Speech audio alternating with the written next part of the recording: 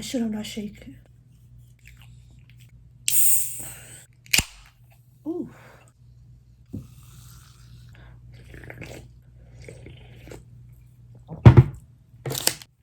Hi guys, welcome back to my channel.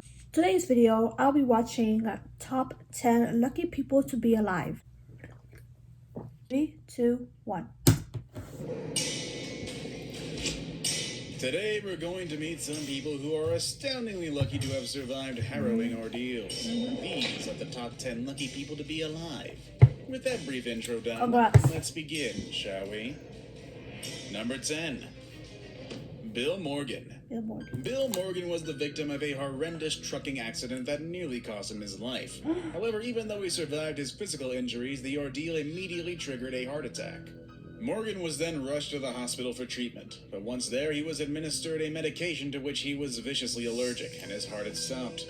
In total, Morgan would go for 14 minutes without his heart beating. This is when the difficult decision was made to remove him from life support. But when they did, he started breathing on his own, and went on to make a full recovery in just 12 days. Seriously though, those events are just like dominoes for that guy. Crazy. Number 9. Edwin E. Robinson. In 1980, Edwin E. Robinson was struck by lightning and survived. Now, just that feat alone could possibly earn him a spot on this list, but what's even more... In reality, you're not gonna be Flash. This ain't no Flash. ...is that Robinson was both hearing impaired and blind. Aww. However, miraculously following the lightning strike, doctors documented that both senses had returned fully. Oh. Number 8. What? Sutomo Yamaguchi. When the United States dropped atomic bombs on Nagasaki and Hiroshima, the course of history was forever changed. I didn't even know that. Perhaps no one knows the impact. I should pay attention to my history class. Yamaguchi was not only in Hiroshima when the bomb dropped, but he was fortunate to survive and rushed home to his family in Nagasaki. And then only to see the second bomb fall there just 3 days later and once again survive. Wow. And again, dominoes. Number 7. Nichiren. Nichiren was a key figure during the Third Age of Buddhism, but he might also be one of the luckiest men in history. After taking a stand against the government, Nichiren was sentenced to be executed by a sword.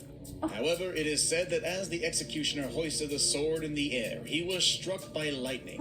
Fearing divine intervention, his execution was stayed, and he was instead exiled to Sadao Island. Perhaps Nichiren was spared by an ancient deity, or perhaps he's just really friggin' lucky. Number 6. Frayne Salak. Frayne Salak is either one of the luckiest or the unluckiest entries on today's list, and that's saying something given our past few ones. It all started when he took a train ride in... Is that Miley Cyrus?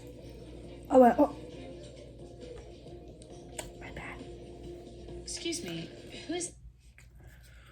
In 1962. Tragically, the train derailed and flew into the near-freezing river. Oh, God. Miraculously enough, he survived with just a broken arm and hypothermia. Train accidents are the He was on a worst. flight when the door of the plane flew off, yanking 20 passengers from the plane. The only survivor of which was Salak, who landed in a large haystack. 3 years later, in 1966, he was on a long-distance bus trip when the vehicle veered off the road and into a river. Again? Yeah, I think you can take a guess as, who survived here. He swam to safety with just a few scratches. In 1970, his car caught fire, and he escaped only moments before the fuel tank exploded. Man, this man is so unlucky. 3 years later, a malfunction caused a different vehicle to shoot flames out of the interior vents, singeing nearly all the hair off of his head. Nearly 2 decades later, he was struck by a bus. And in 1996, his car flew over a guardrail and plummeted 300 feet into a canyon. Salak, however, was ejected from the vehicle and he has literally by a tree, escaped sparing death him so the many fall. times. So just a quick recap of these many events. That's a train crash, a plane crash, a bus crash, a car explosion, a face full of flames, and he barely avoided falling 300 feet in a car. Oh, but just in case that wasn't enough to prove his unbelievable luck, Salak also won the lottery in 2003. I bet you anything This dude is so lucky. Lost it, then found it again. Number Oh my God. 5. Vesna Valovic. Vesna Valovic was a Serbian flight attendant who was on board a flight departing from Copenhagen Airport on January 26, 1972. Unbeknownst to the crew, the flight was to be the target of a ruthless terrorist attack.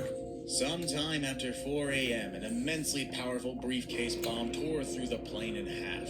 18 lives were sadly lost that day. Damn. However, against all possible odds, 18. Valovic would That's still a lot. survive. Upon closer investigation, it was determined that her survival boiled down to an amazing series of coincidences.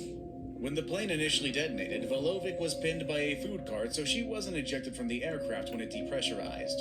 That food cart saved her. Furthermore, when the portion of the fuselage that she was in reached the ground, it landed in a heavy patch of trees, which effectively cushioned the landing. Despite this, her injuries were severe, and she cried out in pain. This drew the attention of a nearby World War II veteran who had happened to be a medic. His unique skill set allowed him to keep her stable until rescue crews arrived. This incredibly lucky flight attendant went on to be a political activist and live a long life, all thanks to an incredible series of events. Number 4. Jan Balsrud. As a Swedish soldier, Balsrud fought against the German invasion in Norway, but was expelled from the country under accusations of espionage. Undeterred, him and 2 other commandos joined forces with 8 members of a boat crew. Their goal was to destroy a German control tower. Unfortunately, their plan was foiled when they were attacked by a German vessel. The attack left Balsrud and other survivors swimming in the ice-cold Arctic waters, but he was the only one to reach land without being captured. It's not related, but who has a fear of ocean or like a big body of water? Like, tell me everybody does. Like, I could look at it. I could, like, in movies, I guess. But going in real life, I'd rather fail a test in English class than go be in the middle of nowhere in the ocean. Not that I'm failing my class. I actually have a C in there.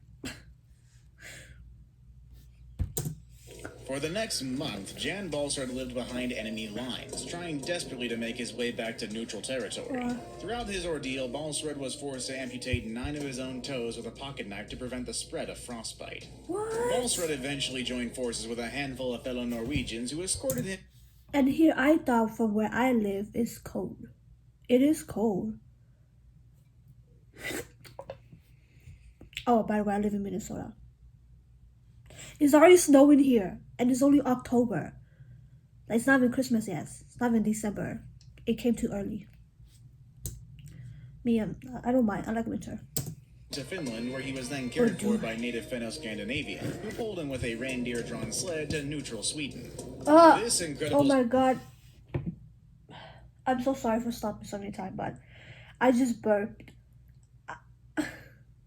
I was trying to be polite and I didn't burp through my mouth, so like not to hear the sound, but I closed my mouth, so it came out my nose, and it burned so much. Holy cow! Whew.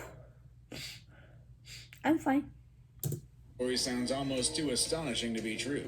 And he was eventually appointed an honorary member of the Order of the British Empire by Britain, as well as received the St. Olave's Medal with Oak Branch. Because he is truly lucky to have survived, Jan Balsrud comes in at number 4 on today's list. Wow. Number 3. Juliette Kopeck.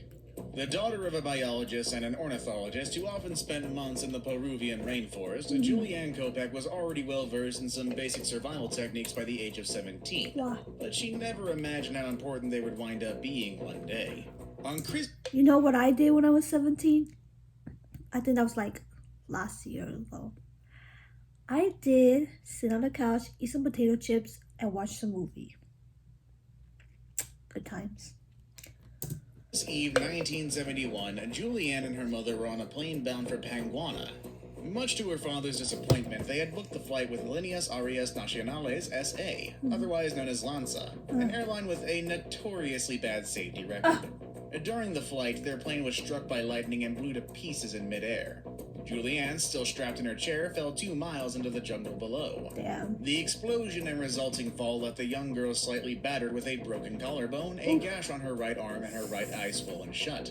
Despite her injuries, she had survived the fall, but at the age of just 17, her survival was almost entirely in her hands. Difficult. Though injured, she found a small number of packaged sweets from the plane and began to make her way downstream, a technique for finding civilization. Ugh. We were hit with a global pandemic and hoped he'd step up to the challenge. I want We to see his saw our face. That she had been taught as a child. For 10 days, she moved along the stream, but soon she had run out of food and her wounds had become infected and filled with maggots. On the 10th day, she came across a boat in a small shelter. She took shelter there overnight, and the following morning was discovered by local fishermen who brought her to a nearby village. Since then, her harrowing story has been the focus of multiple films, including the 1998 Werner Herzog film, Wings of Hope. Now it's time for today's best pick. The best top My five. top pick for today is a truly close call that is noteworthy. Number two. My bad. This picture. The best pick. This up-and-coming social media influencer, Jenny McKinnon, was parasailing with some friends off the coast of Australia when she decided to capture some footage for her breakout video. But in this screenshot from the footage, we see that she is being closely followed by a highly predatory shark. Only moments after this, a downdraft pushed McKinnon into the water. Dazed and confused, she started to try and get her bearings, but just as she did, she was hit by a phenomenal force that she would later describe as being like a freight train. Wow. A massive great white had grabbed her by the midsection and began dragging her further down. McKinnon was losing blood quickly, and she began to lose hope. McKinnon was an I heard, fun fact, that if you ever encounter a shark, I'm not sure if it's true, but I've seen a lot of shark movies, and clearly it doesn't look like it, but if you encounter a shark in the middle of the water, or the ocean, of course, stay still. Like, just stay still. It says just this, don't move, don't panic, and the shark might just surround you and then leave. That's what I did with the bees. Last time, I don't know when, but I encountered a bee. I stayed still. I forgot to breathe. I couldn't breathe. It was like surrounding me, like, and I'm like, oh, but it did go away. Damn, because I didn't want to be stung by a bee. experienced swimmer and managed to control her breathing as best as possible. Realizing that she was mortally wounded, she took a last-ditch effort at swimming to the surface. Meanwhile, in the boat, her friends were aware of what had happened and feared the worst. What? A short deterrent device known as a shark shield emits electronic waves that repel sharks, and luckily for McKinnon, there was one in the boat, and just as the shark was about to latch onto her for a second time, 3 of her friends arrived carrying the shark Thank shield. goodness. The attacking shark quickly retreated, and McKinnon was rushed back to shore. Not a moment too soon either, as she still had time to seek medical attention. That's good. The That's attending good. surgeon said that had the shark's teeth penetrated a quarter inch higher than they did, that her lungs would have been compromised, and this story might not have had a happy ending.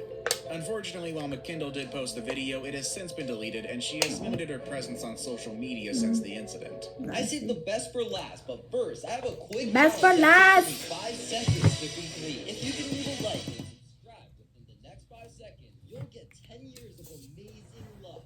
Just try it. It really works. Joe Simpson and Simon Yates. Joe Simpson and Simon Yates were both experienced mountaineers and avid thrill seekers, so it was no surprise when the pair decided to team up and take on Ciudad Grande in Peru. In 1985, the West faces... I thought he was gonna say Mount Everest. A lot of people died there. I'm not sure how many people got to the top, but it's not much.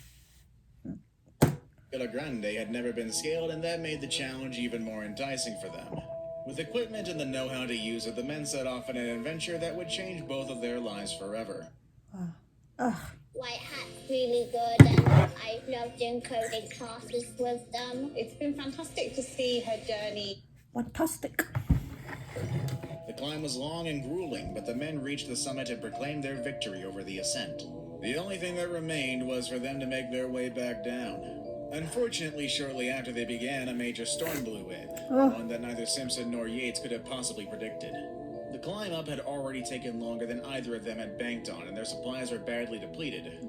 They knew that the trip back down would have to be fast and efficient. Unfortunately, during the storm and attempted descent, Simpson fell and severely injured his right knee and tibia.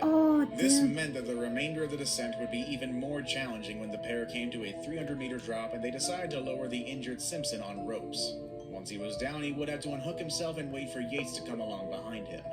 The massive storm meant that they couldn't see what was happening, and Simpson was accidentally lowered over a higher section of the cliff. With Simpson unable to reach the ground, Yates unable to pull him back up, both men unable to see the ground or hear each other, the situation was dire. After clutching the rope for over an hour, Yates knew they would both die if he didn't do something quickly, so he did the only thing he could and he cut Simpson free. Simpson then plummeted 150 feet into a deep crevasse. Yates realized the situation when he himself descended, finding no trace of Simpson. He then returned to base camp, assuming the worst. Miraculously, Yates spent the next 3 days crawling and hopping over 5 miles. Somehow, against all odds, he reached the base camp just as a team arrived to evacuate Simpson. Their unbelievable tale has been recounted in a book, a movie, and a live play. Damn. Which story of impossible survival was your Ugh! That's the one looking weird fish.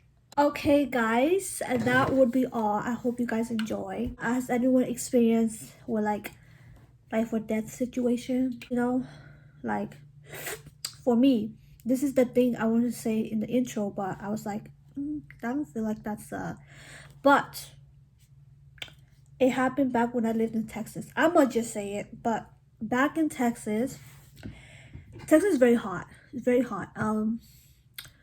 Like the air is so dry, you know. So I live in Texas, but in Amarillo. But anyways, I was with my friends. We went bike riding. We live very close to a park and a school. So me and my friend went to ride our bikes to the park, you know, and then way back home, you know, everything was good. It was sunny. It was really hot though. It was sunny and hot, and we were just riding our bike. I think it was me, 3 of my friends, and me. So we were just riding and trying to get back home, and then out of nowhere, like, it started becoming so windy. Like, it became really windy out of nowhere. Okay, I was a kid. I didn't look at the weather, so I didn't know. So it got so windy. I'm like, what is going on? Like, it was like sunny a second and why it's so windy? And the wind was hot, not cold. It was hot and dry. And then since we live close to the park and it's close to our house, we just needed to cross the street, and our house is just right there. Not a house, but an apartment. So like we were gonna cross the road, right, the street, and I was the last one behind. And so it became so windy. Okay, all my friends got stuck in the road, but they went. They passed. They went with their bikes. Me. Yeah. The worst part was I had the biggest bike, and I was struggling in the middle of the road. Like, they are already wind. Okay, it was so windy. I thought I was gonna blown away, like a tumbleweed. But clearly I didn't. But you know, yeah. My dad came out to help me, so he was the one who pushes the bike, and then I, you know, followed behind. I think I ate some like dirt. I was fighting against the wind, like trying to push myself, but the wind pushed me back. But yeah, I just wanted to tell that little story. But I hope you guys enjoy the trash can. But anyways, I hope you guys enjoyed this video. Thanks for watching, and I'll see you guys next time. Bye.